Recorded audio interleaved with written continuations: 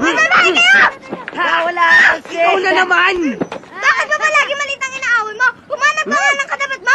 Ganun. Ikaw na utong lupa ka, nalilitang ka ba sa akin? Baka gusto mong basagin ko yung mukha mo! Ha? Kung mukha mong basagin ko. Tay? Itay!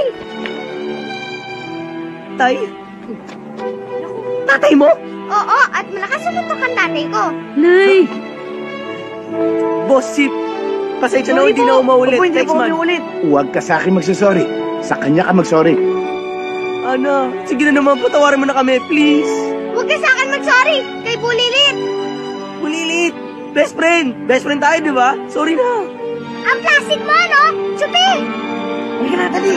Tara. Go! Tara. Tara, dali. Dali mo. Mula ngayon, wala nang gugulpi sa atin.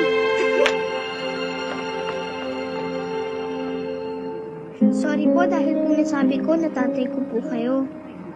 Palagi naman po kami ginugulpi ng mga yun eh. Pero ngayon, takot na sila. Yun naman ang totoo, hindi ba? Opo. Kaya lang po, sabi niyo po, hindi niyo po ako anak. Anak kita, Ana. Ha? Naniniwala na po kayo na anak niyo po ako? Nakaluglong siguro ang utak ko nung kaya hindi kita kaagad nakilala. 2 taon ka pa lang noon nung huli tayo magkita. Matagal na tayo hindi nagkasama. Akala ko nga hindi na tayo magkikita uli eh.